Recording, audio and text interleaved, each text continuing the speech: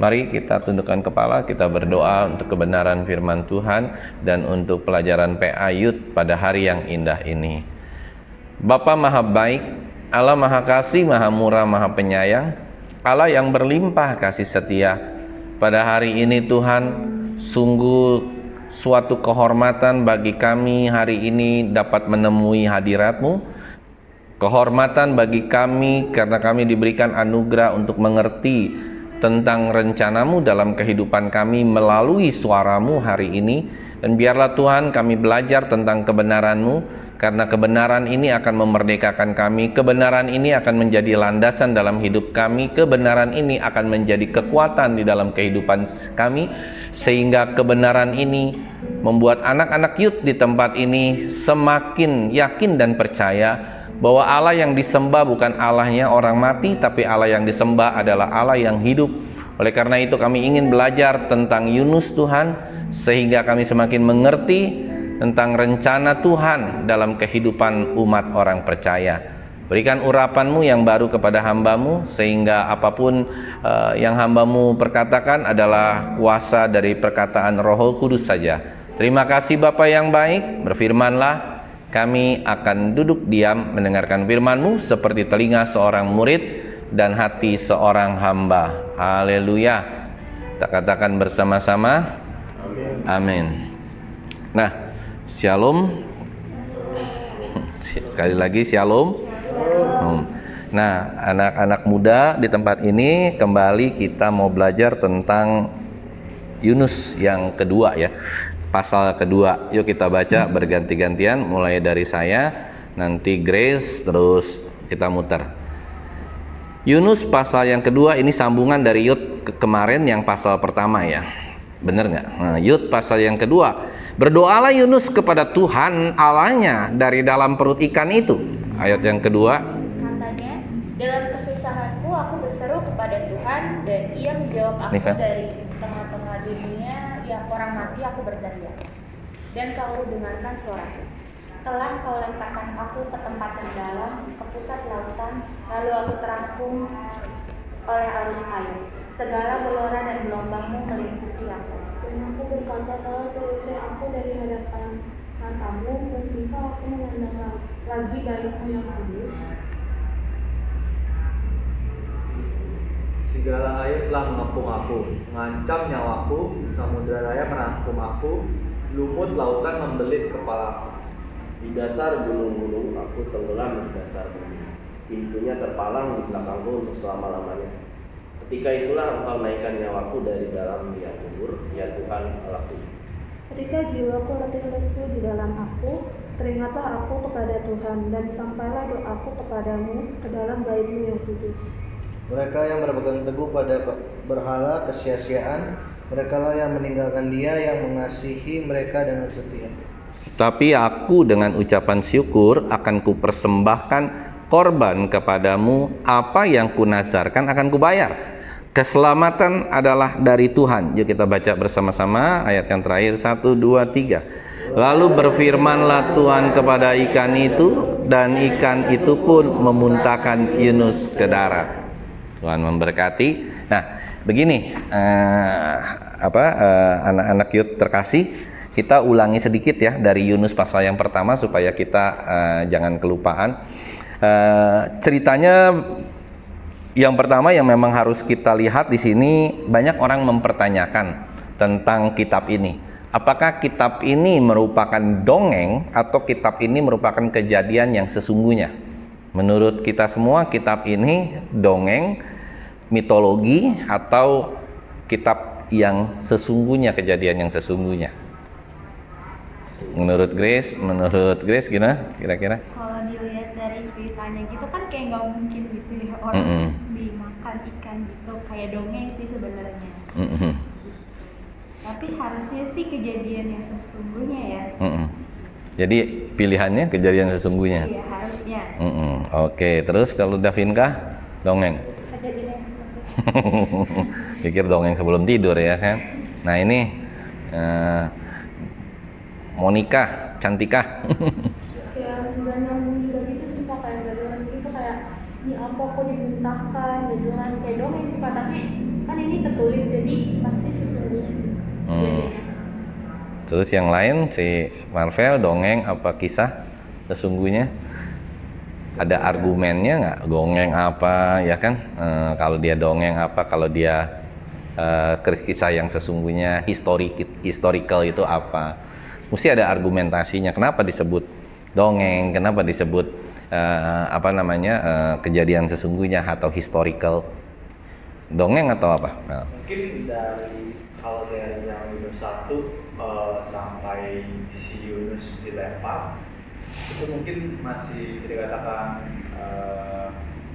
benar ya, maksudnya kayak historisnya. Tapi kalau di seekor ikan beneran Yunus ini yang lebih ke arah ini sih masih dibingungin sih. Karena kan ini kan berarti kan cuma Yunusnya aja ya, cuma Yunusnya doang yang mengalami kan. Kalau Yunus mencatat gitu. Jadi kayak masih bisa aja ini.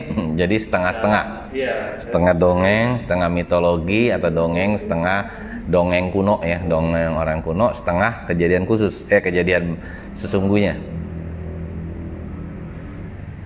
Mas Jo? Ya, kalau Jo sih karena ini yang nulisnya si Yunusnya sendiri dalam kejadian ini.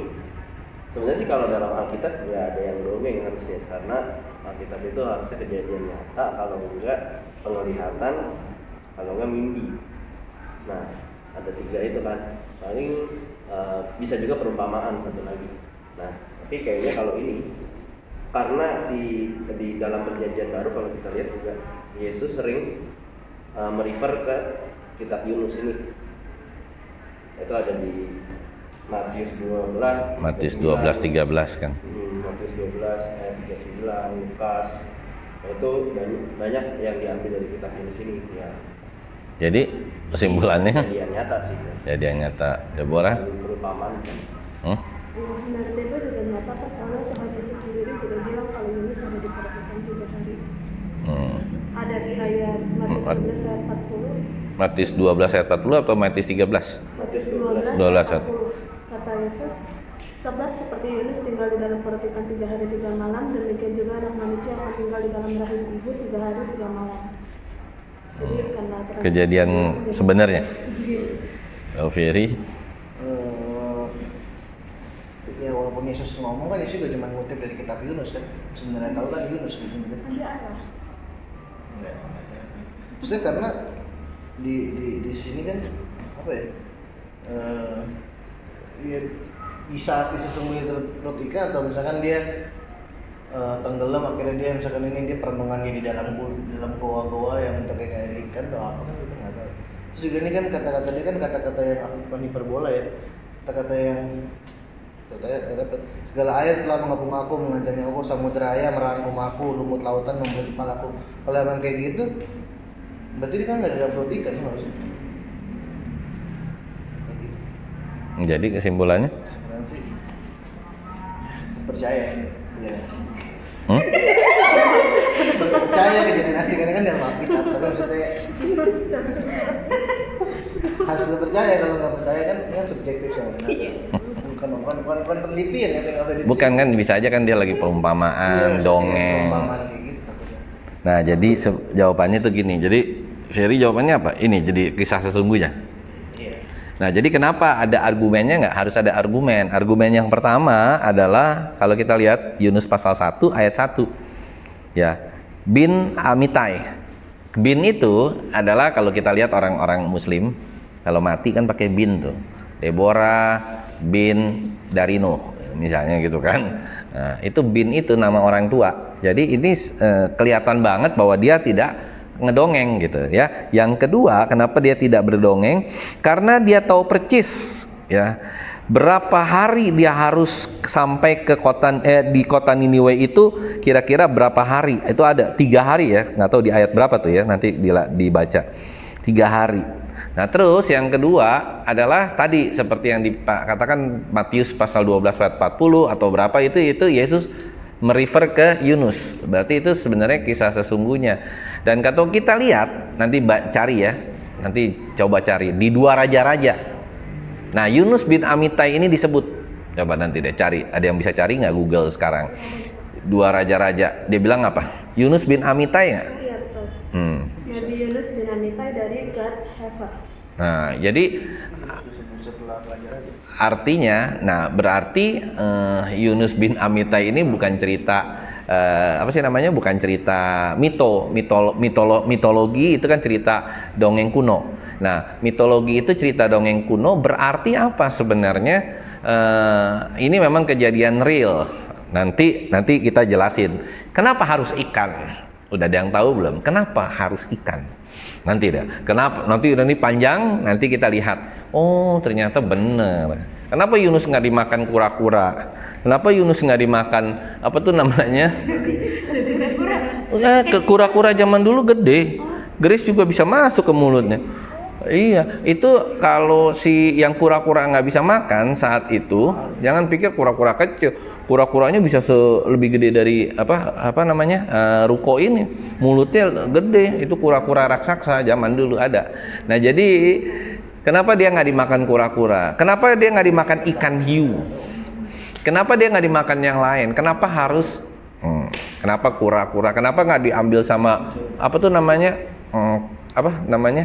Yang gede, gurita. Nah, itu karena ada alasannya. Nanti kita lihat alasannya. Nah, jadi gitu ya. Itu satu hal.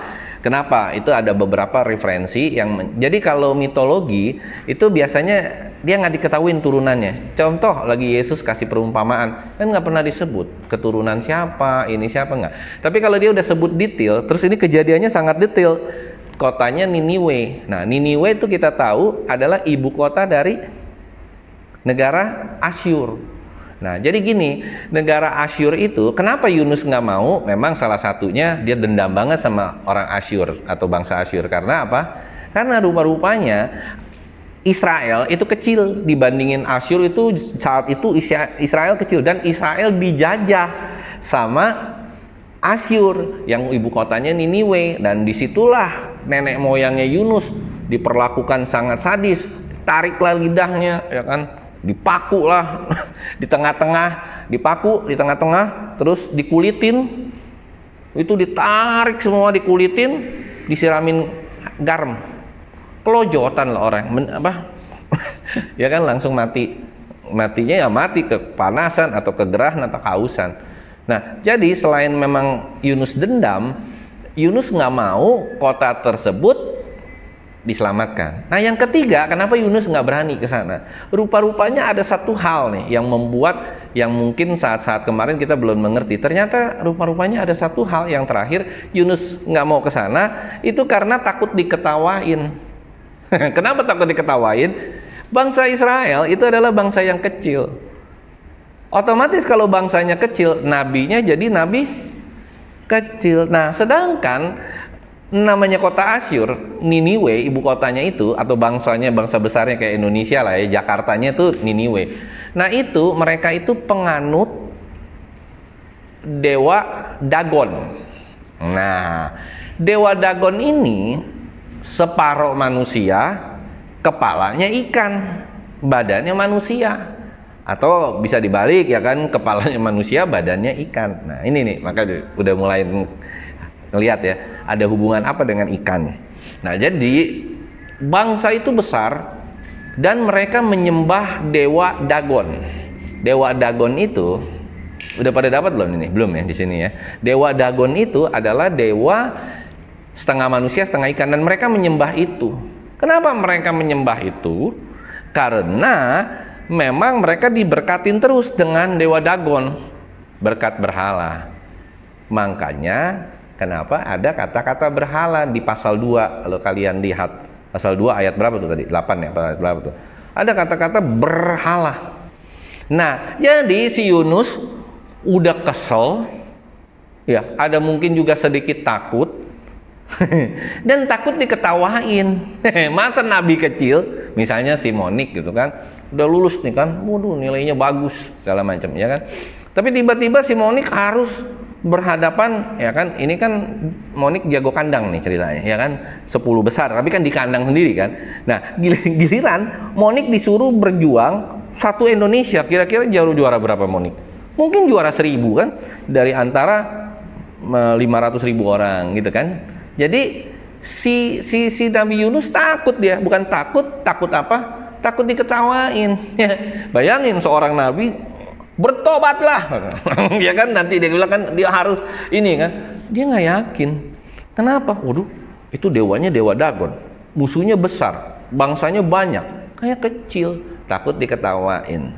Nah, kenapa? Makanya Tuhan menulis di Alkitab ini, maksudnya merancang di Alkitab ini ada urusannya dengan ikan. Nah, itu nanti di pasal kedua. Itu berhubungan banget karena Tuhan ingin memperlihatkan, ya kan, Yunus bisa mengalahkan maut, maksudnya Tuhan yang mengalahkan maut, dan dia dimakan sama ikan, menobatkan seluruh bangsa. Ketika nanti ya akhir ceritanya, ketika Yunus disemprot dari mulut ikan, nyungsep dia kan, mungkin entah dia kembali ke negaranya Yunus, ya kan, dia pluk, atau mungkin yang ada di dalam pikiran dan bayangan saya semalam gitu ya, saya bayangin nih, jangan-jangan dia waktu dia dilemparin sama si ikan, masuk pluk, dekat sama dewa Dagon. Dewa Dagon juga ada itunya, apa sih, ada patungnya. Di situ kan orang-orang lagi nyembah, datanglah si Yunus kelepuk gitu kan di situ. Apa yang terjadi kalau begitu? Ya mereka semua, ini yang gue mesti sembah nih.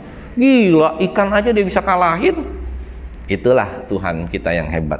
Makanya jangan main-main kalau kita baca Alkitab, baca referensi. Kalau mau ya itu mesti pakai bahasa aslinya. Alkitabnya mahal. Nah, saudara yang terkasih, nah ya, anak-anak terkasih, yuk kita lanjut ya. Itu latar belakang. Jadi kita semakin mengerti.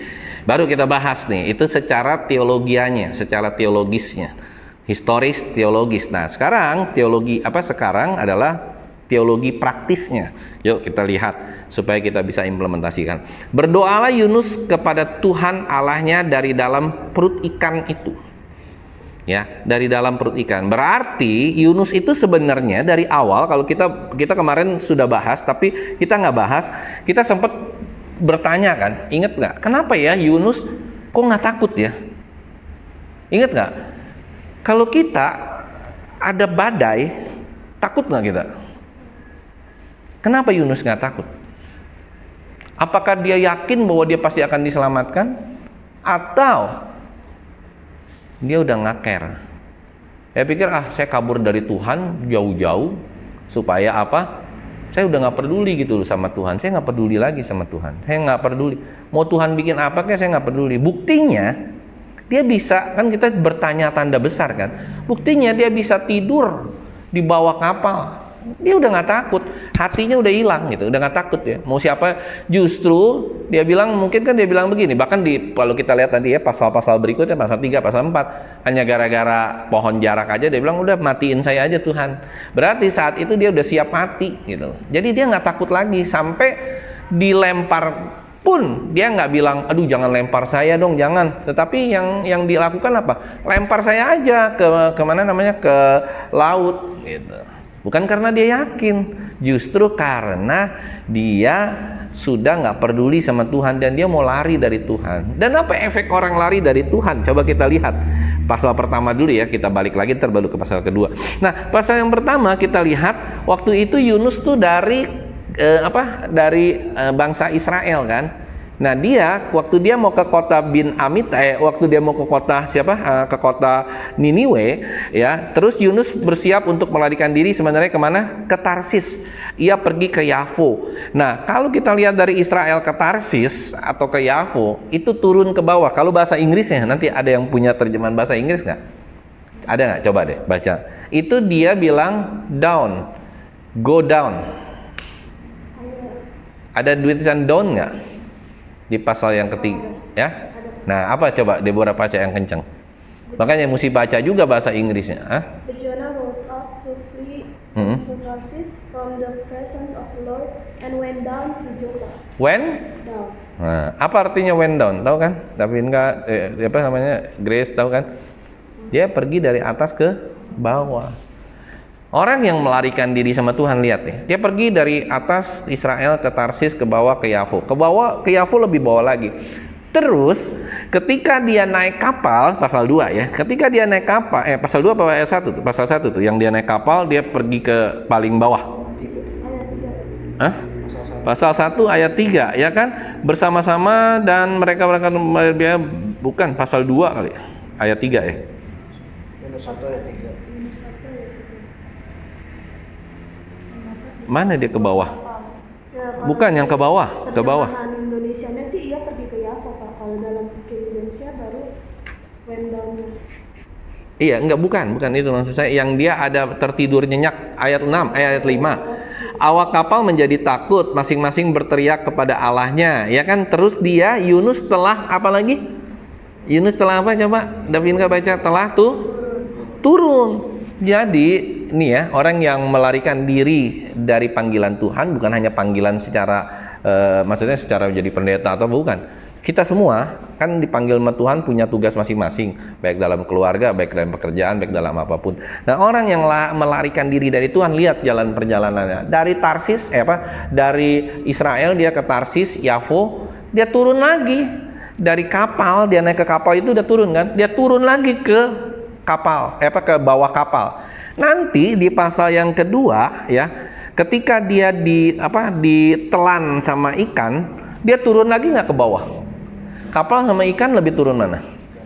Nah, lebih down lagi, lebih ikan. Terus abis terakhirnya dia turun kemana? Ke dunia orang mati, lebih turun lagi ke bawah. Jadi udah berapa tingkatan orang yang ini arti teologis praktisnya, orang yang tidak Tuhan udah inginkan A, udah dipanggil jadi A, dia melencong kiri, melencong kanan. Ya maaf kata, orang hati-hati, apalagi orang yang sudah di luar Tuhan ya, sudah murtad sama Tuhan. Ini berbahaya sekali. Dia akan terus turun sampai akhirnya ujungnya ke dunia orang mati. Masih untung Yunus diselamatkan.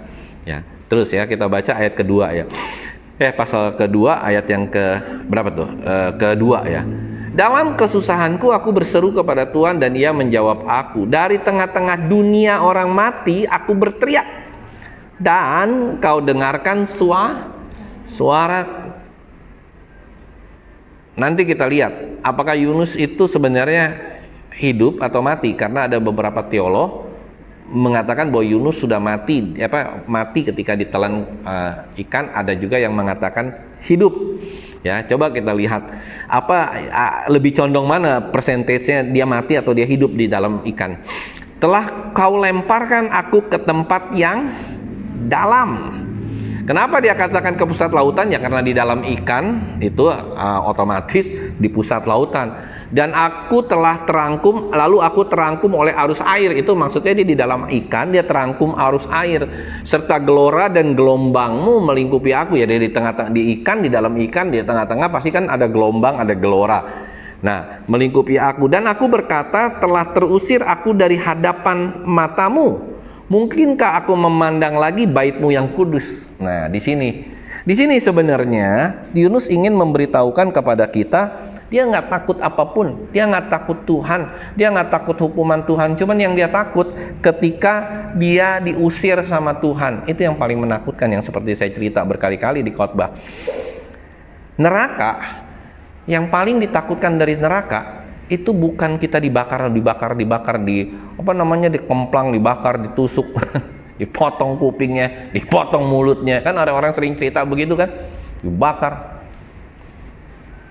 Itu menurut saya, kalau kita logik aja, secara logik, orang yang sudah mati, rohnya dibakar, kalau dia sakit sekali, sakit 2 kali, lama-lama dia terbiasa. Mau apinya tambah lama tambah besar, mau apinya tambah lama tambah intensitasnya, itu bukan hukuman yang sebenarnya. Hukuman yang sebenarnya adalah ketika kita benar-benar terusir dari Tuhan.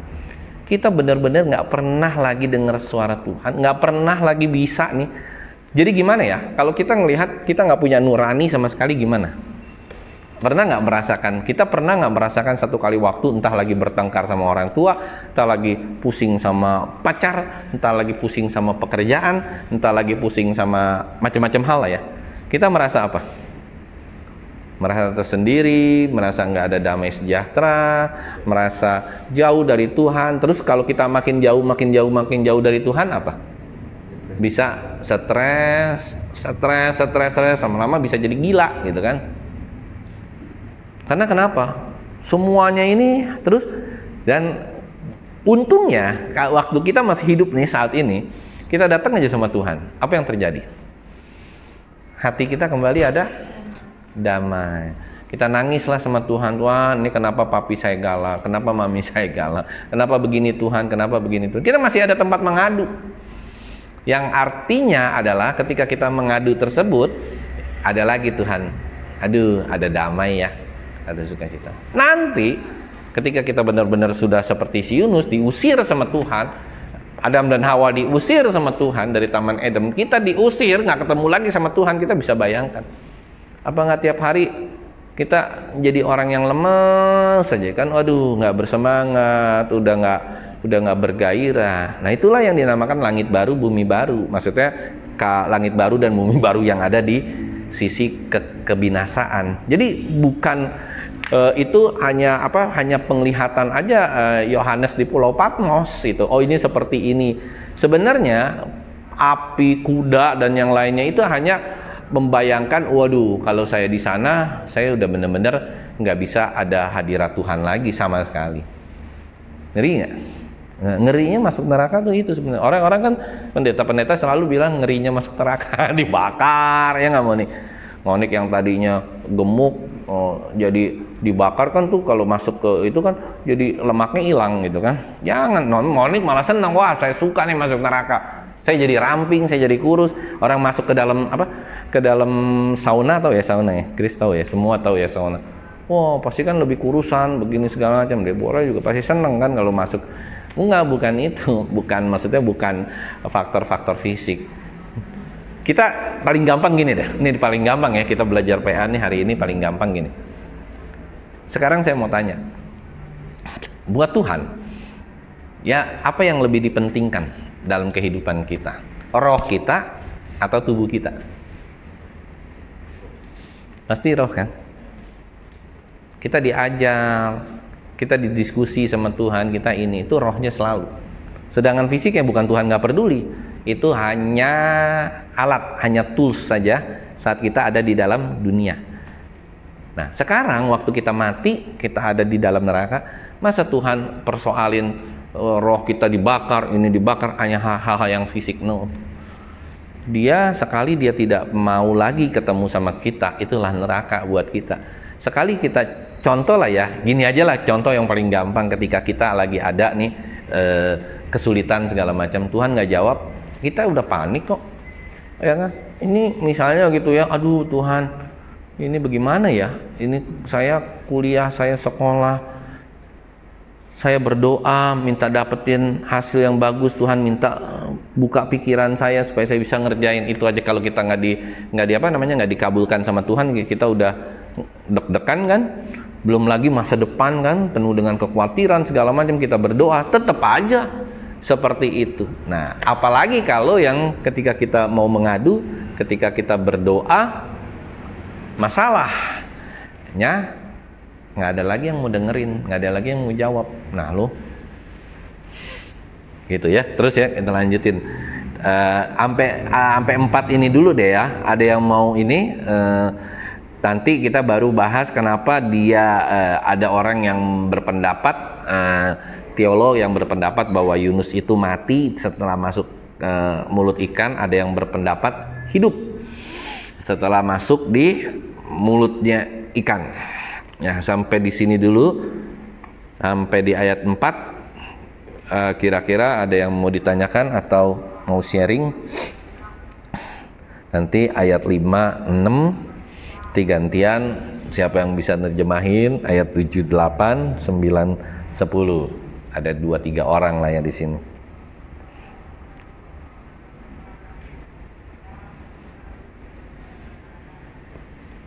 Ada yang mau tanya atau cukup jelas?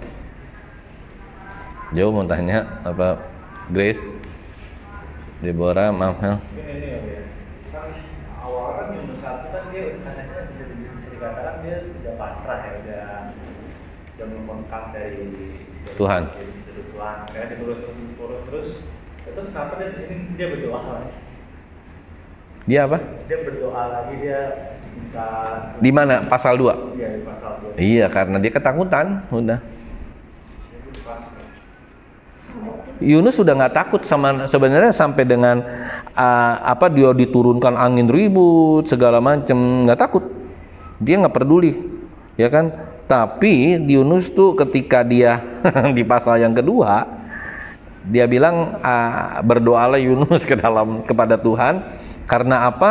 Yaitu karena dia itu merasa, ayat yang keempat, dia merasa dia telah terusir dari hadapan matanya Tuhan. Matamu, mungkinkah aku memandang lagi bait-Mu yang kudus? Dia tanya, mungkin nggak ya? Gitu. Dia takutnya sebenarnya bukan takut dia mati, dia nggak takut mati, dia nggak takut apa-apa. Itu yang dia paling takut, kalau dia diusir sama Tuhan. Kita solusinya begitu, kita nggak perlu takut mati, nggak perlu takut ini, tapi kita takut kalau kita tidak lagi Tuhan mau bicara sama kita. Itu hal yang paling menakutkan dalam seluruh aspek kehidupan kita. Dan itu bisa terjadi loh, suatu saat tertentu bisa terjadi sama kita kalau kita udah bandelnya setengah mati. Sama seperti Yunus, dikasih tahu kagak mau, di ini nggak mau, udah dicemplungin ke dalam mulut ikan. Oke, terus ada yang mau tanya nggak di sini? Dia kan udah terusirkan, terus kenapa dia mau tetap berdoa kepada Tuhan? Kan udah diusir. Kan Yunus telah terusirkan. Tapi kenapa dia mau doa lagi kepada Tuhan kan padahal telah terusir? Pasti kan orang telah terusir, udah nggak pantas lagi nih. Gitu. Itulah nurani. Itulah yang saya katakan nurani atau Roh Kudus yang ada di dalam kehidupan setiap orang percaya. Saat itu mungkin orang belum mengenal istilah Roh Kudus, tapi nurani. Jadi gini, siapapun manusia itu dalam keadaan terdesak, dalam keadaan terpojok, dalam keadaan misalnya kita udah mau dibunuh nih sama orang, pasti kan nurani kita yang berbicara. Waduh, ini gua nggak ada harapan lagi nih. Misalnya orang sakit mau mati. Akhirnya dia berdoa gitu, walaupun dia tahu dosanya begitu banyak gitu, walaupun dia tahu dia berantem gitu kan sama Tuhan, dan dia nantang Tuhan gitu loh. Ini benar-benar Yunus ini nantang Tuhan, bukan cuman dia kabur gitu ya, tapi dia kabur, dia nantang loh, dia tantang, ayo, saya nggak takut, ayo cemplungin saya gitu loh, akan berantem sama Tuhan. Baru dia sadari who I am dan siapa who God sesungguhnya. Nah dia di situ baru ngerti, oh nggak main-main ya ternyata. Dia baru mengerti tuh, Yunus tuh baru mengerti, waduh Tuhan ini maha kuasa ya, yang nggak main-main gitu. Dia baru ngerti di situ, waduh saya kalau diusir sama Tuhan gimana ya? Kenapa dia berdoa? Dia takut kalau dia mati, dia masuk neraka, diusir benar-benar sama Tuhan. Mendingan dia minta maaf, minta ampun, dia mati masuk surga gitu kan? Karena memang ada beberapa orang yang hebat gitu kan, luar biasa, mungkin seorang jago karate segala macam. Cuman kalau kita lihat di ujung kehidupannya, kalau dia mati, jagoan lah gitu ya, preman atau apa, di ujung kehidupannya ketika dia udah mau ngalamin mati, pasti dia takut. Pasti dia minta tolong sama Tuhan. Tuhan, kalau mungkin saya begini Tuhan, begini Tuhan. Nah inilah Yunus. Ketika udah dikasih sama Tuhan nih, makanya Tuhan tuh luar biasa loh. Dia sambil dia mungkin ya sedikit, bukan bercanda ya, sedikit dia shock terapi si Yunus. Ini orang nggak takut nih ya. Oke, saya shock terapi, masuk mulut ikan. Waktu dia dilempar dia masih belum takut. Kenapa? Waktu dia dilempar itu dia pikir, ada nggak pikiran si Yunus sedikit tangkap sama ikan? Nggak ada kepikir dia. Paling saya mati masuk laut, bergelora, mati dah saya, udah selesai gitu. Tapi dia nggak tahu ternyata masuk ke dalam mulut ikan itu jauh lebih mengerikan. Coba deh kalian coba deh masuk ke laut, mendingan masuk ke laut apa mendingan ditelan ikan paus? Saya yakin setiap orang milih 70% masuk mana? Masuk laut lah. Kenapa? Masuk laut masih ada pengharapan untuk hidup. Walaupun di tengah badai bergelora begitu kan, siapa tahu kan ada kayu, ada apa, masih bisa hidup kan. Berenang, kecuali si Eril gitu kan, emang udah umurnya. Nah, tapi kalau udah masuk, hop, ya, itu sesuatu yang sangat mengerikan. Makanya saya kadang-kadang nggak habis pikir tuh ya, kalau anak-anak sekolah minggu suka nyanyi, Yunus di perut ikan, pok pok pok gitu. Yunus di perut ikan, yuk yuk yuk. Kalau saya bisa bayangin Yunus di surga kan kelihatan kan seru kan, Ada nggak lagu minggu kan? Yunus di perut ikan, pok pok pok, gitu kan? Gila, kata si Yunus yang ada di surga sekarang, dia bilang begini, lu nggak tahu, itu mengerikan, bukan jadi bahan bercandaan gitu kan? Bener nggak? Sebenarnya itu paling mengerikan buat Yunus. Nah dia aja takut, dia nggak takut apa-apa. Tapi ketika masuk, anak-anak muda, anak-anak sekolah minggu, hati-hati ya kalau bercanda. Itu saya tuh gemeteran gitu loh. Yunus dari surga nih ngelihat, wah itu gereja nggak bener semua. Masa saya punya pengalaman bersejarah dan coba kita bayangin ya, misalnya ya. Davinka atau Monik atau Deborah masuk nih ke dalam mulut ikan kan, terus selamat gitu, selama 3 hari loh, bukan 3 jam, 3 hari. Waduh, dia ngelihat itu mungkin sebelum dia mati atau dia masih hidup ya kan, kalau jantungnya ikan duk duk duk duk duk duk. Terus yang memang itulah mujizat Tuhan ya, mestinya daging kalau masuk ke usus ya kan pasti masuk ke usus tuh, itu kan keluar enzim yang membuat kita hancur kan. Seperti makanan kita kan ada enzim, makanya kenapa daging bisa hancur segala macam, ada enzim mengelola enzimnya itu kitanya jadi hancur. Nah Yunus nggak kenapa-napa, tapi bayangin betapa mengerikannya dia ngeliatin begitu, waduh ya kan. Udah gitu anak sekolah minggu, Yunus di perut ikan, pok pok pok, Yunus di perut ikan, wah sukacita kan. Padahal si Yunus di atas, itu nggak lucu tahu katanya. Saya tuh stres, deg-degan semua waktu di perut ikan, bukannya main-main gitu kan. Nah terus apa lagi? Ada yang mau tanya lagi nggak? Menarik kan kalau ayat Alkitab dibahas sedemikian rupa sampai dalam tuh menarik. Kita ngedagon ya kan? Kenapa? Kenapa orang-orang dulu itu bisa sampai nyembah dewa-dewa gitu? Maksudnya dewa-dewa itu tuh asalnya dari mana gitu? Gini. Maksudnya dengan wujud dan juga aneh-aneh gitu. Sementara kan kalau kita baca Tuhan itu nggak nyiptain segala macam dengan bentuknya. Gitu.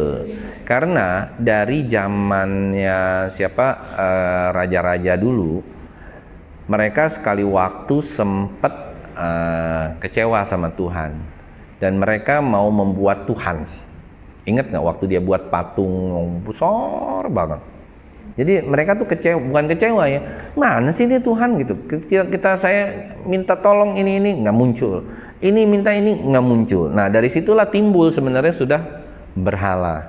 Berhala terhadap patung yang mirip-mirip Tuhan. Padahal kagak mirip Tuhan gitu kan? Nggak tahu Tuhan seperti apa gitu. Pokoknya dia buat aja deh terus dia sembah. Siapa tahu lebih powerful dari Tuhan. Satu. Terus kenapa kedua ada orang menyembah dewa, menyembah pohon, animisme, kenapa?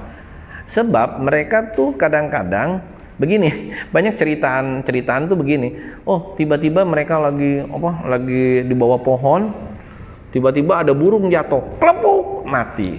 Ada buah jatuh, pluk. Wah, ini berkat nih. Besok dia doa lagi di situ. Bentulan jatuh lagi karena ada angin kan. Cepret. Nah, jadilah penyembahan terhadap pohon. Kenapa ada penyembahan terhadap ikan? Ada dewa ikan. Kenapa? Karena mereka hidupnya di sepanjang laut. Lautnya begitu besar. Jadi mereka hidup dari nelayan. Nah, mereka hidup nih. Jadi, wah, ini di sana ada dewanya nih. Kalau zaman dulu kan nggak ada pengetahuan, nggak ada Google, nggak ada apa-apa. Proses aja. Waduh, kalau dia ke laut, pulangnya bawa makan ikan. Bawa ikan. Ke laut lagi bawa ikan. Itu selamat kan. Nah, mereka punya asumsi laut itu ada dewanya. Dibikinlah menurut ininya manusia. Wah, ini yang bagus nih setengah ikan, setengah manusia. Ada juga mungkin dewa yang full ikan. Ada juga mungkinnya dewa yang kayak orang bawa tongkat tuh, bawahnya ini dia pegang kepalanya manusia, badannya manusia, ininya kayak ikan duyung kan. Nah, jadi gitu. Jadi ketika mereka mau berlayar, mereka berdoa sama dewa itu. Oh, selamat pulang pergi. Ya, kadang-kadang ada juga yang hilang lah mati. Tapi kan buat mereka itu kepercayaan. Oh, diberkatin. Kan manusia kan ujung-ujungnya selalu maunya begitu. Berkat jasmani sampai hari ini kan nggak ada orang yang serius ke gereja untuk cari berkat rohani. Bukan nggak ada, jarang. Makanya hanya 5%, 10%, dan gereja-gereja yang diminatin adalah gereja-gereja yang udah jelas. Kalau saya datang ke sana, pergi sendiri, ya kan? Misalnya Davinka ke gereja A, pergi sendiri, pulang udah bawa. Kalau orang Batak namanya namboru. Udah bawa cowok apa? Cewek, pacar apa nama orang Batak? Nggak ada. Wah, kacau. Ya kan, udah bawa pulang cowok, ya kan, udah bawa pulang ini, udah diberkatin Tuhan lah istilahnya. Nah itu kan yang hari-hari ini terjadi.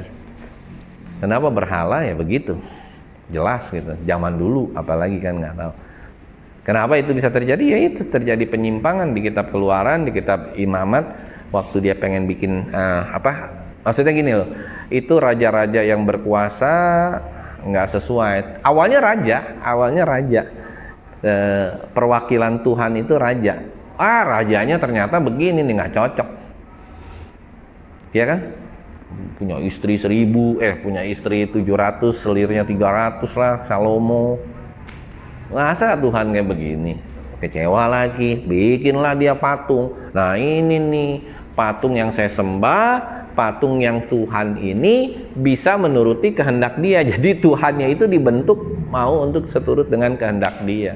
Mau diatur-atur Tuhan, dibawa ke sono, dibawa ke sini, disembah, dilicinin, dikasih makan lah segala macam, kan begitu penyembahan berhala. Ada mau tanya lagi nggak sebelum melanjut kita sampai ayat keempat?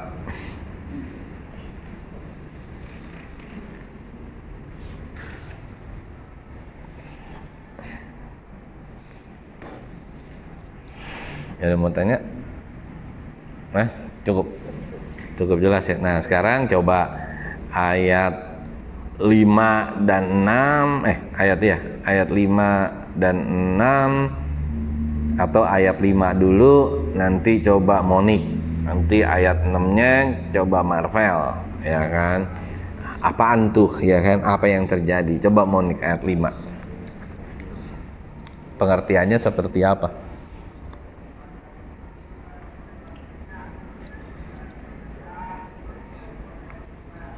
Ini sih menurut dia cuma ngegambarin dia diperhatikan tuh gimana sih, kayak yang samudra raya merangkum aku, lumut lautan memberi aku. Dia cuma kayak ngejelasin gimana tuh dia terperangkap sama benda-benda yang ada di yang aku lihat gitu. Yang begitu ya. Yang lain gimana pendapatnya?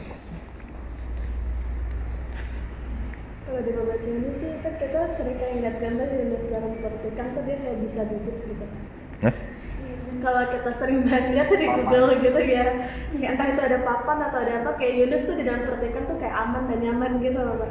Tapi sebenarnya di sini tuh Yunus ngegambarin kalau dia tuh kayak ada lampu Iya ada lampu. Gambar aku. Nah makanya kan kalau kita perhatiin tuh ya gambar-gambar. Nah setelah kita ngerti benar nih kejadiannya, kita kan jadi ketawa kan. Lah bayangin si Yunus apa nggak kesel dia di surga nih. Wah kalau seenak itu mah saya nggak bakalan teriak-teriak sama Tuhan. Ngapain sih teriak sama Tuhan? Tenang aja, ntar kan berapa ini kan dia santai, dia pakai bangku ya kan, kalau bisa ada bangku gitu-gitu kan di dalam perut ikan, bisa makan lagi kan dari sisaan. Dia nelan ikan kan, ikan paus kan ikan besar lah yang itu kan nelan ikan kan lah, dia tinggal gampang kan dia nelan. Nah ini ikan makan. Ternyata kan nggak seindah. Tapi kalau dibayangin di sini tuh kayak kalau misalnya kita sering lihat gambaran perut kan kayak ada air apa sih namanya, kayak kita masuk dari sini ke sini gitu kan, dan itu semua udah pasti gelap. Pertamanya langsung nggak ada pencahayaan, langsung nggak ada apa, terus pasti bau banget, dan dia tuh pasti posisinya tuh bukan posisi yang bisa duduk gitu sih kalau dia bayangin. Pasti yang kayak posisinya begini terus gitu. Iya, entah dia terguling-guling, entah dia kepala di bawah, kaki di atas ya kan. Itu memang kondisinya sebenarnya. Makanya dia bilang kan, segala air telah mengepung aku ya, di dalam perut ikan pasti ada air kan. Terus mengancam nyawaku.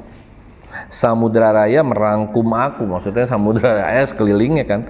Lumut lautan membelit kepalaku. Kenapa ada lumut lautan?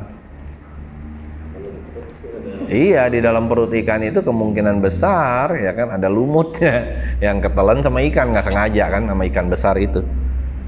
Terus ayat yang ke-6, gantian siapa nih namanya, si Jo deh coba. Ayat 6. Oh, Marvel ya, ayat 6. Yang ayat 6 ini lebih ke arah dia mengharapkan atau pengharapan kepada Tuhan sih. Jadi kayak di sini kan dia udah ngerasa, tapi dia udah ngerasa udah diancam nyawanya, dalam mereka di dalam itu udah kacau banget lah. Di situ dia ngerasa wah pintunya udah terpalang, sudah di dalam udah tertutup. Itu kayak udah tertutup, udah terpalang. Dan di situ dikatakan tertutup di belakangnya untuk selama-lamanya. Oke, terus? Ya, karena jadi kayak dia udah ngerasa ini udah benar-benar nggak ada selesai itu kan, mungkin udah nggak ada bisa diselamatin, baru di situ dia kayak bikin pengharapan gitu, kayak engkau naikkan nyawaku dari dalam yang kubur ya Tuhan Allahku. Iya, jadi artinya apa? Kayak dia mau mencari pengharapan ke Tuhan.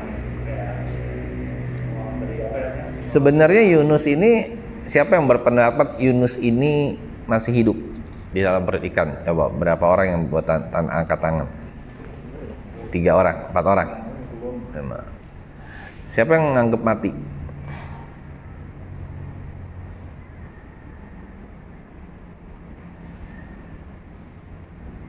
Selebihnya nggak peduli ya, mau Yunus mati kayak mau Yunus hidup di perut ikan, sebodoh amat ya, lo mau hidup mau mati ya kan.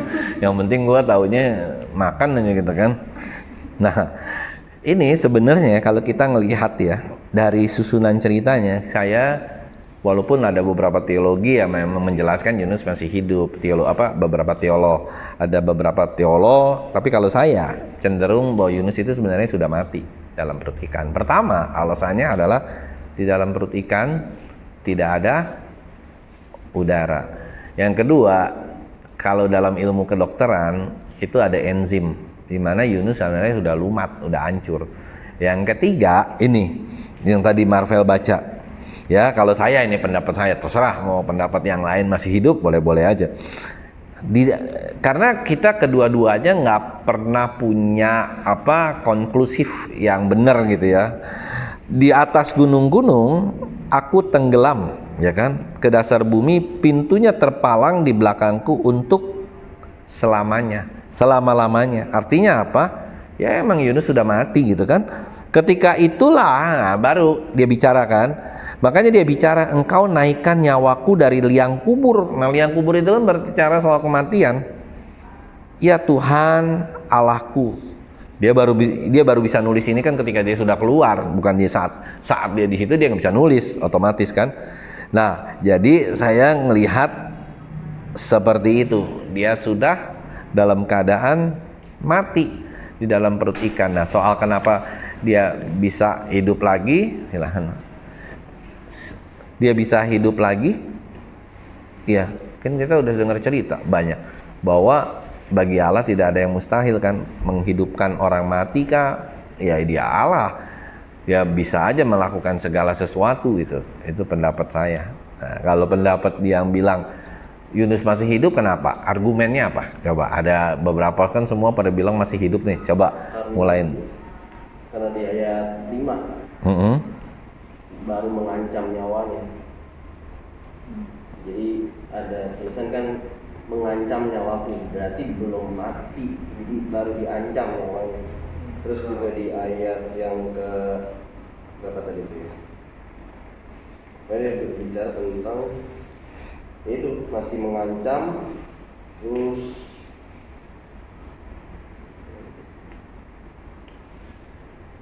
terus ya gue gak yakin juga sih kalau dia mati dia bisa ada pikiran buat ini semua mereka kejadiannya itu.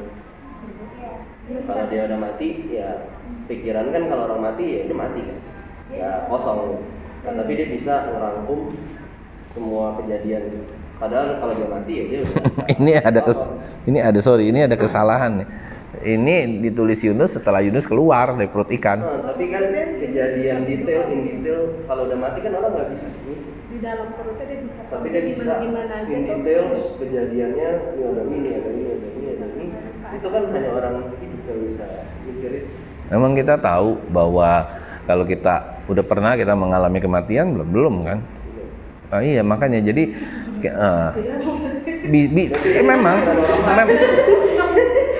memang untuk ada beberapa sains yang mengatakan memang beberapa saat kita bisa tahu persis semua. Cuma ya ini ada beberapa ya yang mengatakan itu, cuman kita bisa nggak ketolong. Maksudnya nggak ketolong, emang Tuhan udah berkehendak kita mati gitu. Tapi ada beberapa ketika dalam keadaan kritis seperti ini dia udah mati, dia masih bisa memikirkan. Sebenarnya kalau kita lihat ya, kita perhatiin deh di apa namanya di kuburan gitu ya, di mayat. Kalau orang mati itu kan pikiran kita masih ada, masih bekerja secara ini ya, masih hidup semua sampai beberapa saat baru mati. Nah sebenarnya bisa aja begitu. Hah?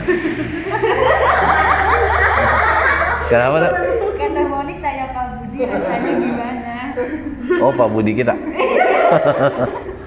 Pak Budi kita mending nggak ini, dia lagi mikirin itu kali ini kok saya tiba-tiba nggak kerja lagi kali dia pikir.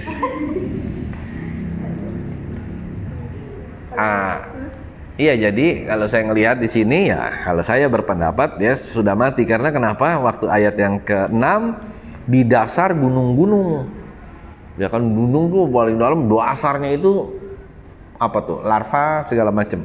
Terus tenggelam ke dasar bumi, ya kan? Pintunya terpalang di belakangku untuk selama-lamanya. Jadi udah ada di alam maut. Makanya itu dia bilang kan di ayat yang ke-6, karena itulah, ketika itulah engkau naikkan nyawaku dari mana? Dari dalam liang kubur ya Tuhan Allahku. Ya nggak apa-apa, ini kita boleh aja berpendapat. Sebenarnya bukan itu yang penting. Atau mimpi atau apa? Kalau Debo sih berpendapatnya tuh kayak di sini tuh Yunus udah depresi tingkat berat sih, karena dia pengen mati tapi dia nggak bisa mati di dalam perutikan itu kan. Dia kaget dia mendapati dirinya itu masih hidup, tapi dia tuh juga udah nggak bisa hidup yang benar-benar hidup kan. Bayangin kita hidup di dalam satu tempat yang kita tuh sebenarnya seharusnya nggak hidup, tapi kita hidup di situ. Jadi ini kalau tadi makanya kayak Monik nanya kenapa Yunus sampai akhirnya berdoa lagi sama Tuhan gitu kan. Kalau dia tuh ngebayanginnya kayak gitu. Kayak iya, mati enggak, hidup juga enggak. Nah, masuk pintu terpalang tuh dia tuh udah nggak bisa naik ke atas kan, dia nggak mungkin bisa melangkah ke atas buat keluar dari perut ikan.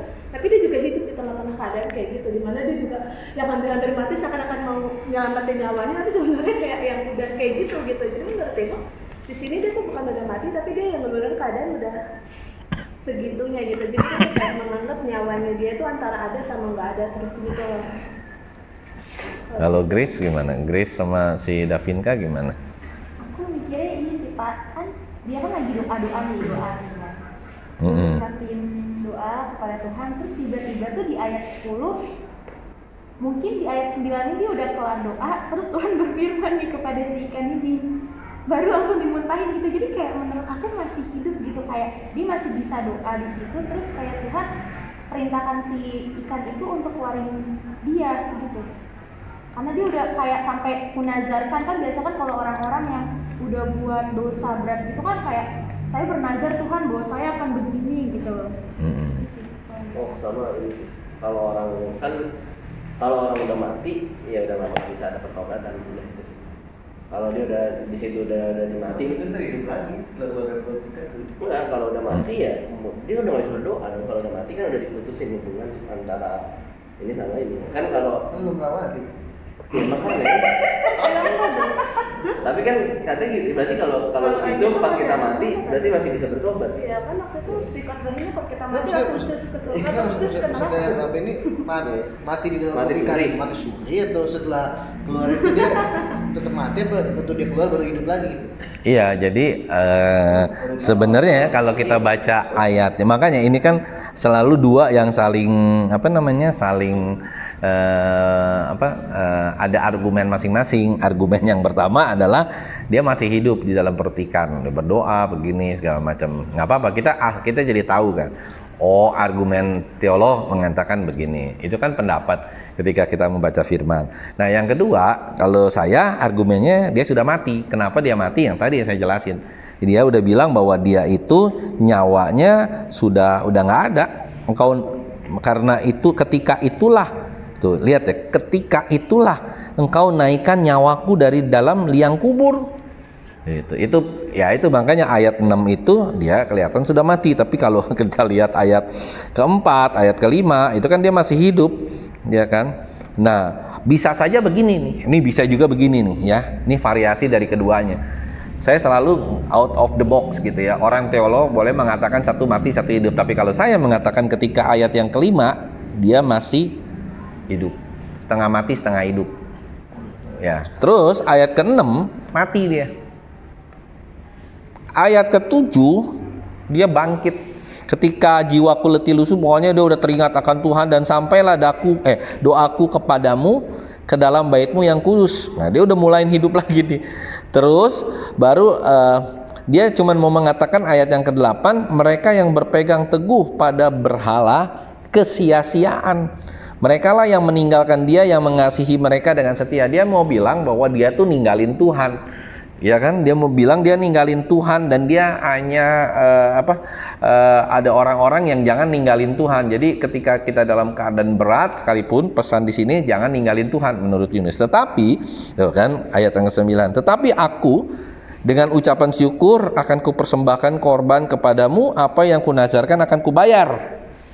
Jadi dia bernasar dalam hatinya. Kita nggak tahu apa yang dia nasarin. Mungkin itu mau nyelamatin. Ya ini Tuhan, nanti kalau saya hidup lagi saya mau ke Niniwe.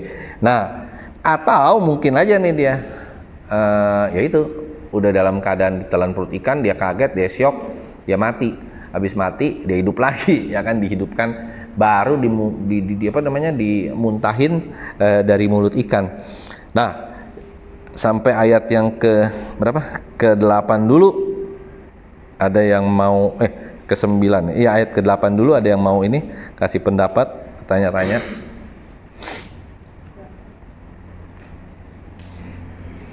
Siapa? Marvel atau si gantian Joe atau si Perry atau Grace atau si Monique atau Davinka?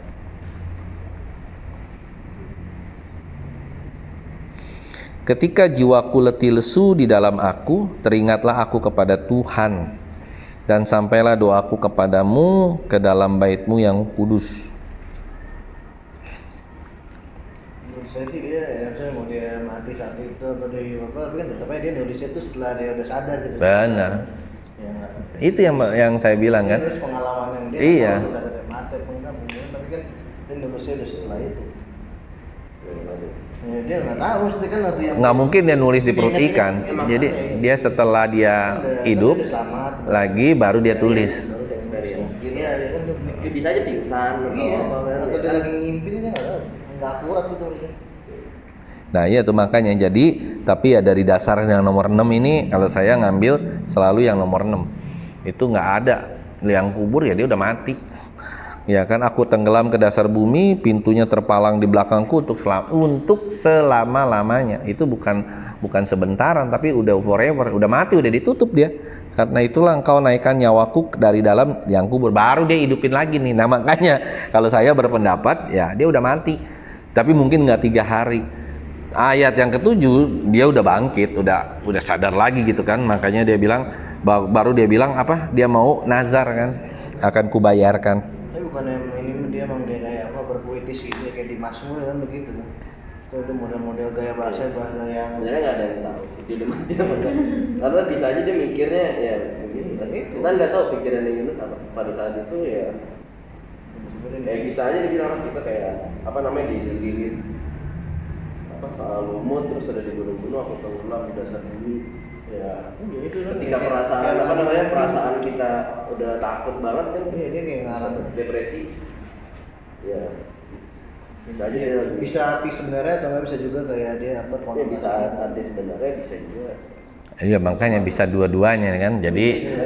Jadi saat teolog juga mengatakan ya bisa sebagian orang setuju dengan mati, sebagian orang setuju dengan hidup, karena alasannya sama-sama kuat.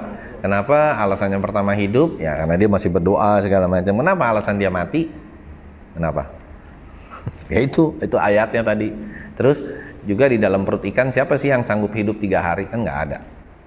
Gitu. Mungkin hari ketiga udah di ikan udah siap-siap mau muncratin gitu kan. Nah ini baru. Nah terus Akhirnya ayat 9, tetapi aku dengan ucapan syukur akan kupersembahkan korban kepadamu, apa yang kunazarkan akan kubayar. Nah ini yang bikin Tuhan ini muncrat muntahin dia lagi di dalam perut ikan itu apa? Keselamatan adalah dari Tuhan. Dia bilang, dia baru sadar bahwa Allah itu nggak main-main nih, dia bilang. Nah, pelajaran apa yang kita bisa dapat? Yang pertama tadi ya, kita jangan lari dari panggilan kita sama Tuhan. Itu benar-benar. Yang kedua, pelajaran apa lagi nih? Pelajaran apa yang kita bisa ambil nih dari sini? Mati hidup di tangan Tuhan. Iya dong, benar nggak? Iya kan, kalau orang udah saatnya mati. Ya kan, sekarang gini ya, orang kecemplung di sungai Aare, itunya begitu punya sertifikasi nyelam, jago berenang, mati. Kalau emang udah time is up, mati. Tapi ketika dia kagak bisa berenang, dia segala macem, ya kan, tetap aja kecemplung di mana? Kecemplung di itu, dia bisa tetap hidup kok. Bisa aja tiba-tiba nyangkut di pohon, cekluk gitu kan kepalanya. Banyak orang seperti itu. Seperti ada satu contoh, ada kisah nih, kisahnya luar biasa. Sekali waktu Fieri segala macam belum pernah ya, Papi sama Mami pernah tuh makan bebek di Madura. Namanya bebek apa sih itu ya? Bebek yang paling enak, tapi di tempat aslinya tuh, waduh, yang makan bebek itu ada 1.000 orang kali satu kali makan, besar banget. Nah, kali waktu ada kisah di situ, saya baca kisahnya, tahu di buku apa di itu ya. Jadi ada kisah begini nih, ada beberapa orang saat itu lagi bukan bercanda, lagi ketawa-ketawa, tiba-tiba mereka khawatir gitu. Nah, ada seorang pendeta cukup terkenal dari Jakarta itu kan, lagi makan juga di situ. Nah, tiba-tiba dia bilang, wah ini sebentar lagi akan datang nih angin puting beliung, tuh lihat tuh, ujungnya udah kelihatan tuh. Ya, oke. Si pendeta bilang, wah mana gitu kan. Nggak lama bener tuh, makin lama makin kelihatan, makin lama. Terus dia bilang, tenang Pak Pendeta, kita nggak bakalan mati sama angin puting beliung gini. Gimana caranya? Paling gampang katanya. Kita udah lakukan ini dari nenek moyang kita turun temurun. Apa yang dilakukan? Tahu nggak? Begini katanya Pak Pendeta. Nih ya, nanti kita kasih contoh. Itu sebelum itu angin nyampe katanya. Itu semua ada 10 orang, ya kan, ya pokoknya kayak dukun atau ketua-tua situ lah ya. Semua pelorotin celananya. Terus balik arah, jadi kayak orang posisi mau ngentut. Balik arah ke situ. Jadi kalau tuh angin puting beliung datang, dia mesti kentut supaya kentut lawan dia katanya kalah angin puting beliung. Ini kisah nih. Tiba-tiba datang kan si Pak Pendeta, wah ini nggak masuk logika nih kata pendeta, dia kabur buru-buru kan. Bener datang angin puting beliung kan. Dia pada begitu, pada turunin celana begitu ya kan. Ke belakang, udah kentut satu-satu kan. Ada yang bisa kentut, ada yang enggak kali ya kan. Nah, terus udah gitu, ya udah angin puting beliung datang, disapulah mereka sampai pada telanjang kan, celananya pada copot semua. Jegrek. Terus apa yang terjadi? Mati nggak 10 orang itu? Coba tahu nggak mati nggak? Mati apa hidup? Menurut Davin nggak? Hah? Mati. Tahu dari mana kamu mati? Dia terbang, pluk, jatuh. Satu ada nyangsang di atas genteng, satu ada nyangsang di danau kecil gitu, satu nyangsang di dekat rumah makannya gitu. Satu masuk ke kandang bebek. Ini punya bebek, punya peternakan bebek di belakang. Itu hebatnya, 10-10-nya nggak ada yang mati. Makin bangga mereka. Tuh lihat, ya, mulai besok. Ini bukan pelajaran apa-apa, tapi pelajaran yang kita dapat di sini. Kalau emang waktunya Tuhan belum bikin mati, mau kita ditabrak sama truk trailer sekalipun nggak mati. Tapi kalau kita udah waktunya mati, kamu lagi nonton makan kacang, keselak kacangnya, mati. Itu banyak loh. Hati-hati yang suka makan bakso gitu ya. Itu ada tuh kisah sebanyak Yo nekat-nekat gitu, gue coba-coba nih. Kan kalau bakso kan kita mestinya makannya kita kunyah dulu kan. Ini dia coba, masuk ke sini, klok. Mati. Ini pelajaran di sini ya, mati hidup benar-benar di tangan Tuhan. Sekalipun dia melorotin celana, ditantangin, tetap dia hidup kan. Karena kenapa? Ya dia boleh berbangga, tapi menurut saya ya memang waktunya dia belum mati, ya belum mati dia. Jadi kalau waktunya hidup. Terus pelajaran yang terakhir apa? Kira-kira satu lagi pelajaran apa yang Yunus dapat, yang kita bisa dapatkan dari si Yunus ini?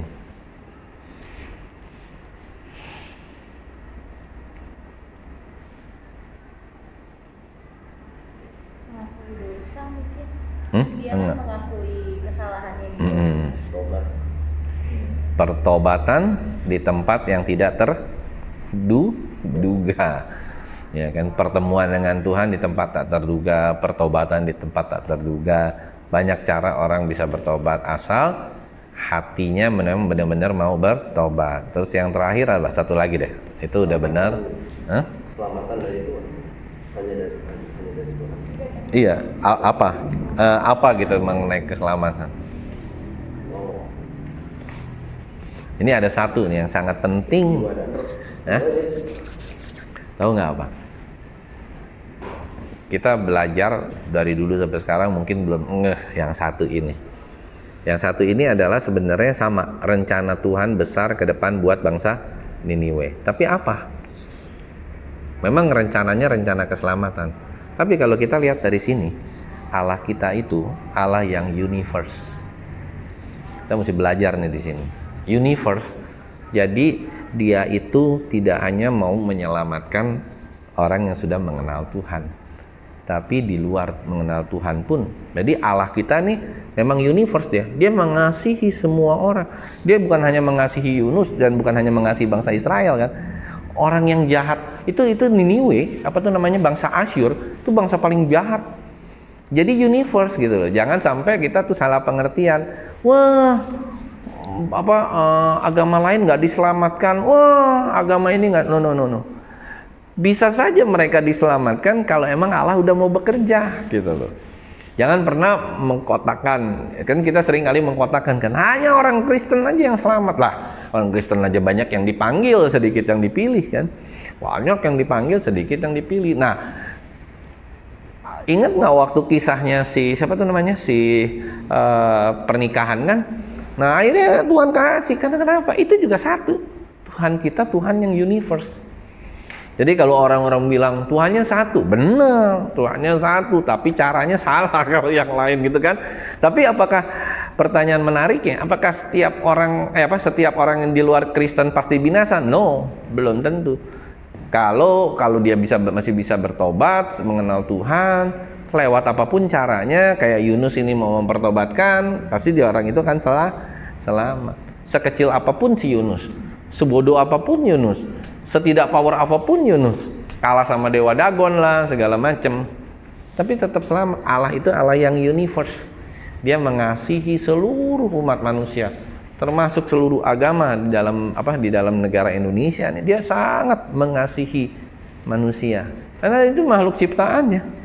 Kayak kita lah, ya, misalnya Grace, Monique, atau Davinka, atau Deborah, atau Ferry, Joe Marvel, punya karya, ya kan, mobil-mobilan atau helikopter segala macam.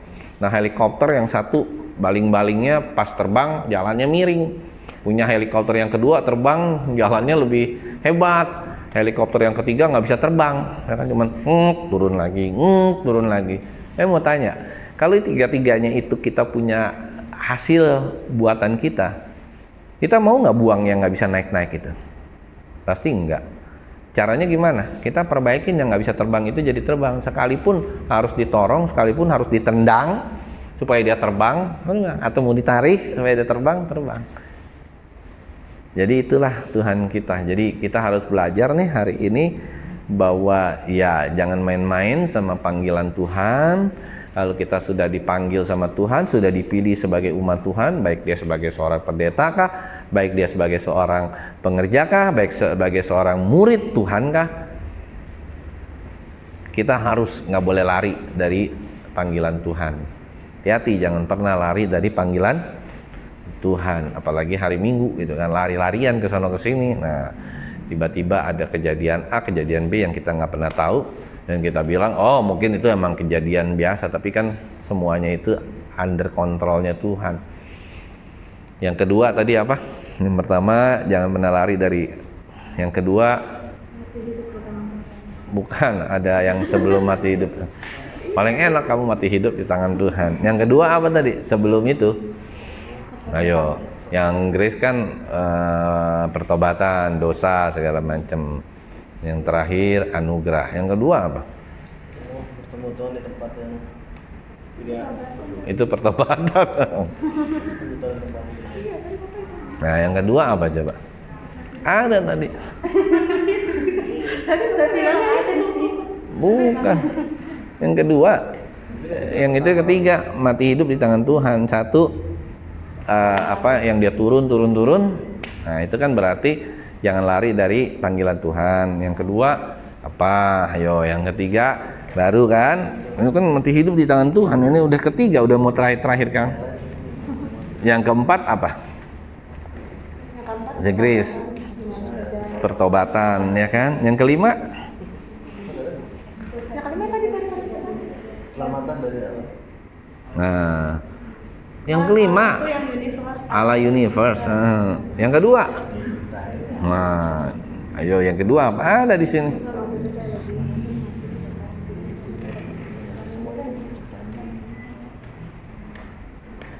Apa Monik yang kedua, Monik?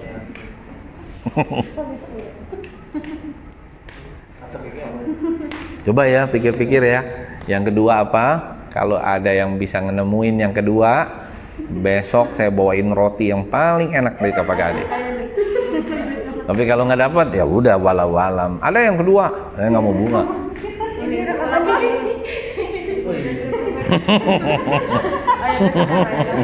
Kabar-kabarin ya Kak Grup ya. Ya saya tunggu 5 menit, setengah 5. Setengah 5. Yang kedua nggak hafal juga. Waduh. Yang pertama, jangan lari dari hadapan, dari panggilan Tuhan. Yang kedua, kita nggak tahu, lupa. Yang ketiga, nah ini si Dewo paling demen ya kan, mati hidup di tangan Tuhan. Yang keempat, Pertobatan dan pertemuan dengan Tuhan di tempat tertentu. nah yang terakhir, rencana Allah atau Allah yang universe. Harusnya 4 kayaknya. Harusnya 4. Dua yang ini. Harusnya. Nah, makanya ya. Terus bapak ada. Tuh ada, cuman pada nggak sadar. Nah, coba deh, Kak, coba Davinka pikir dulu, bisa nggak? Coba pikir. Ada ini. Maksudnya cuma bilang ada, cuma ngomong doang. Ada yang kedua, baru yang ketiga bahas.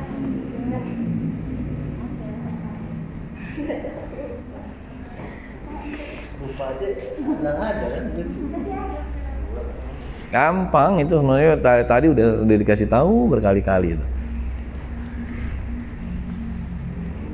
Itu kan sebelum Yunus masuk ke dalam ini kan, ke dalam mulut ikan. Lalu setelah masuk, mati hidup di tangan Tuhan. Yang kita putar-putar ya kan. Oh, berharap. Berharapan kepada Tuhan. Bukan, apa ya?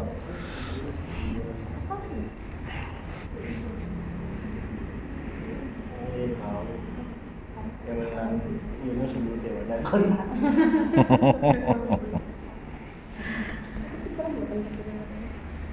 Ada Dewa Dagon di perut. Dewa Dagon.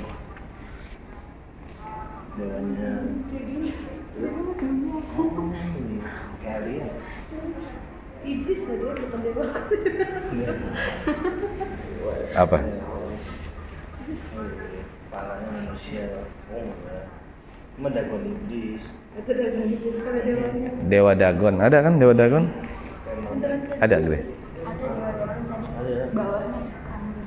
Bawahnya ikan. Ininya manusia kan?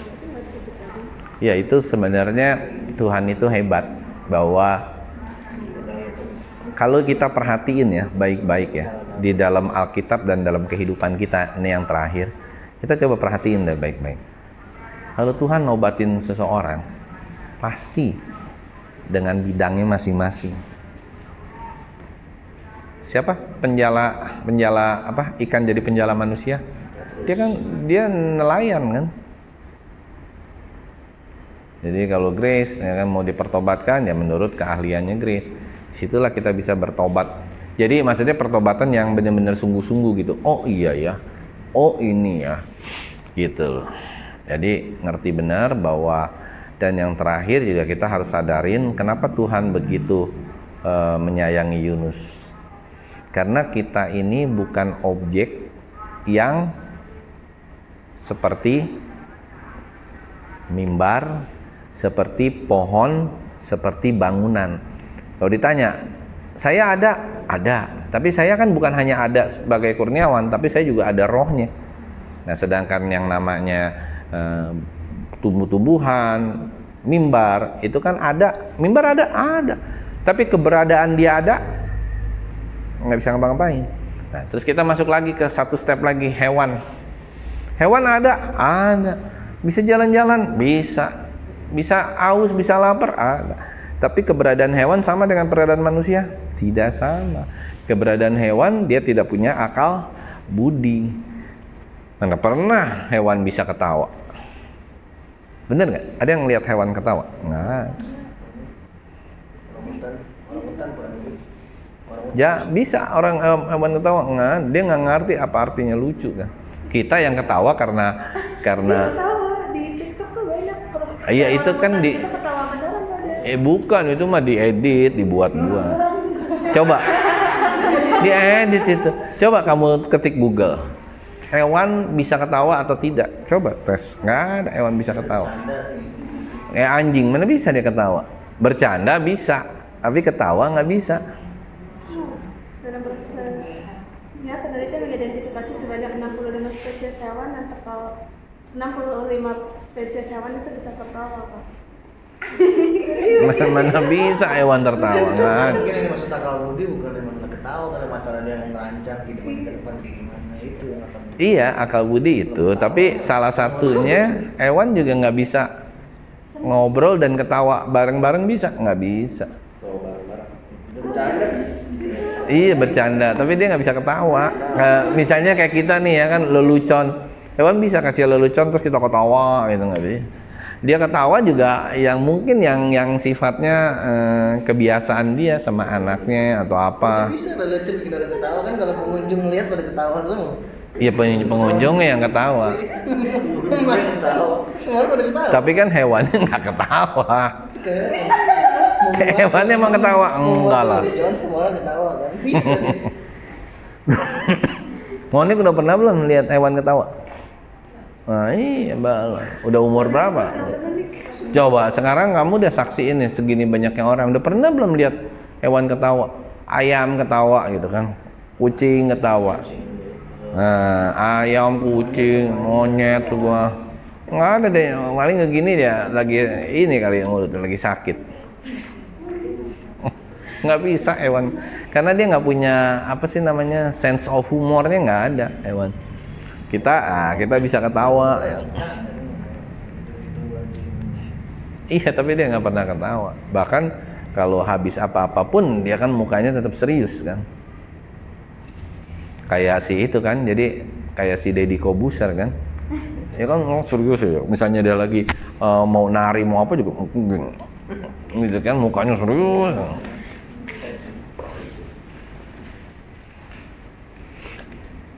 Ya udah cukup nggak? Kira-kira ada yang mau ditanyain lagi nggak? Iya ini yang terakhir ada lagi nih. Maka atas penentuan Tuhan datanglah seekor ikan besar yang menelan Yunus, dan Yunus tinggal di dalam perut ikan itu. Ini yang itu ya, yang ayat ini, yang terakhir tadi. Lalu berfirmanlah Tuhan kepada ikan itu, dan ikan itu pun memuntahkan Yunus ke darat. Hebat ya. Dia muntahin. Itu ikan kecil, ikan besar. Terus kalau ikan besar itu bisa nggak ada main ke pinggiran pantai? Nggak bisa, ya kan? Ya Monik ya, makanya kalau berenang jangan yang di pinggir-pinggir, mesti di tengah kalau yang gede-gede. Ntar nyangkut. Saya mau begini-gini kan, mesti agak tengah. Jadi gitu. Nah, bisa dibayangin nggak tuh kalau di tengah laut berapa kilometer kan, berarti dia kan kayak senjata tuh. Plung aja. Mungkin ikannya lagi batuk kali kan. Pluk sama Tuhan dipegang pantat. Cung langsung masuk ke sana. Seret. Dan hebatnya lagi nggak mati. Dia pasti ya itulah, buat Tuhan itu nggak ada yang mustahil lah. Mau dia lempar begitu jauh kayak mau apa kayak,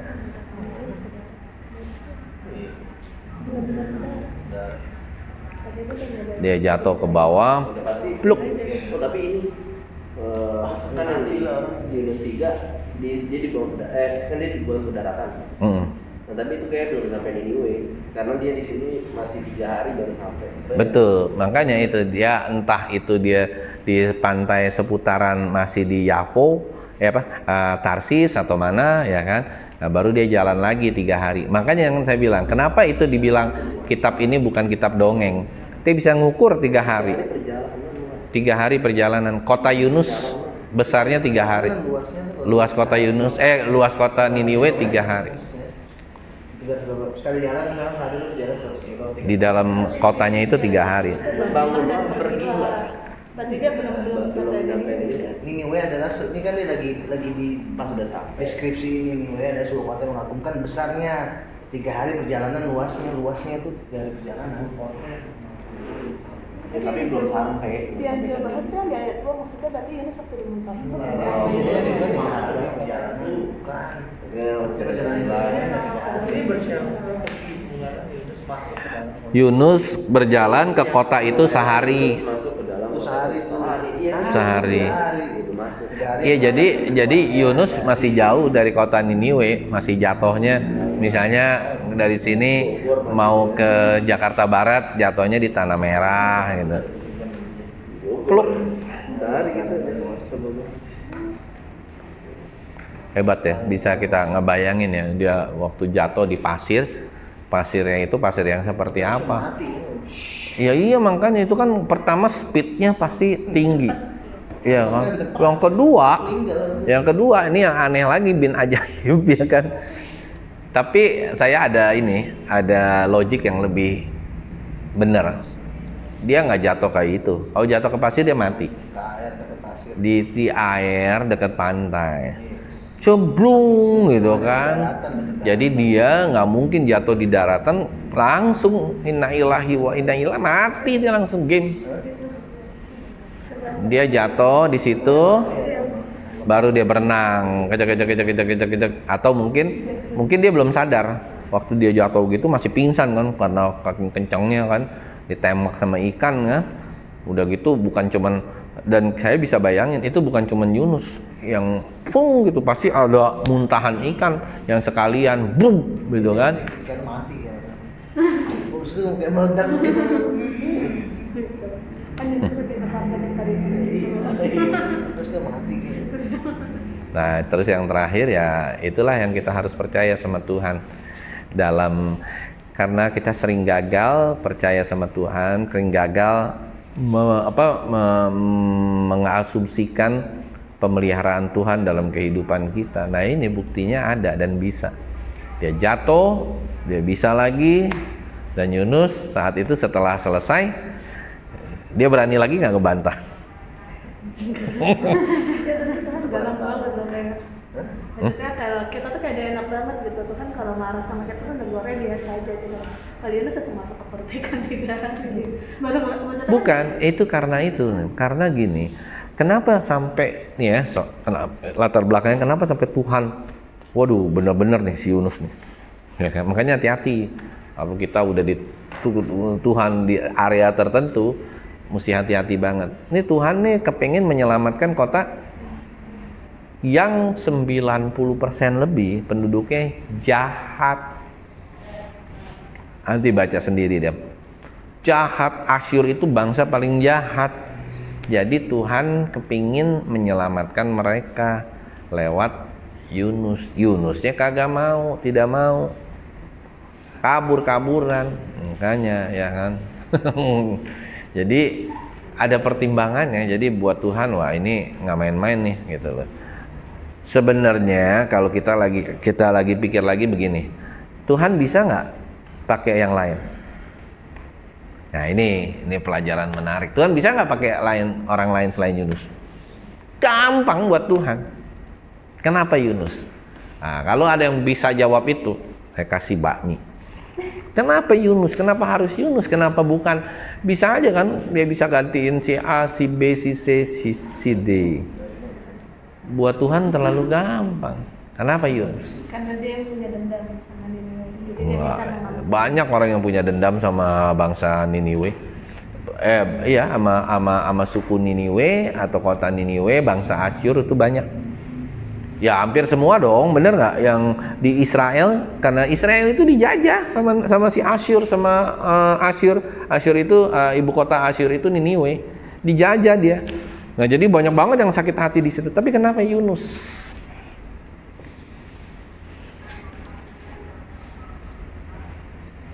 Nanti dia belajar. Yunus itu apa, siapa,